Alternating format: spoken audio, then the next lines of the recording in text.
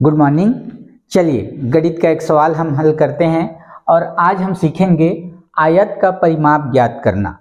हमें आयत की लंबाई और चौड़ाई दे दी गई है और इससे हमें आयत का परिमाप मालूम करना है। तो किसी भी सवाल को हल करने से पहले हम एक छोटा सा चित्र बना लेते हैं, आयत बना लेते हैं।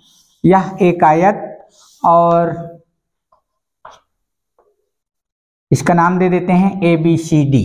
ठीक है, यहां बता दिया गया लंबाई 250 मीटर है, तो यह भी 250 मीटर होगा क्योंकि आमने सामने की भुजा बराबर होती है। चौड़ाई है 90 मीटर, तो अगली चौड़ाई भी 90 मीटर, आमने सामने की भुजा बराबर।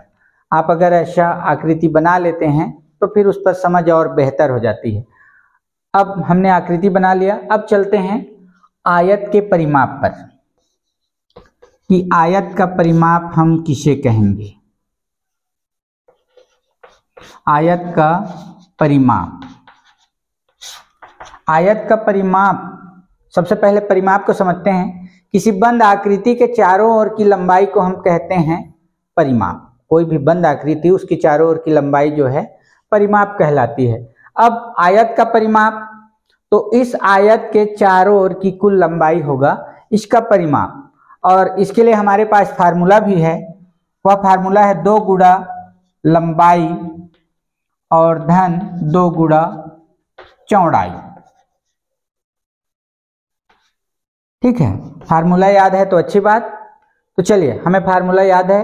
अब इस पर जो मान है उसे रख लेते हैं। 2 गुणा लंबाई हमारे पास है 250 मीटर, धन 2 गुणा चौड़ाई हमारे पास है 90 मीटर।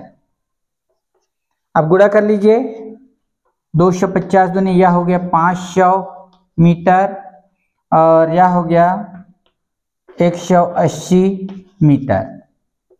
जोड़ लीजिए 500 और 180, तो यह हो गया 680 मीटर। आयत का परिमाप यह होगा 680 मीटर। यह तो हुआ अगर हमें यह फार्मूला याद है तब की बात।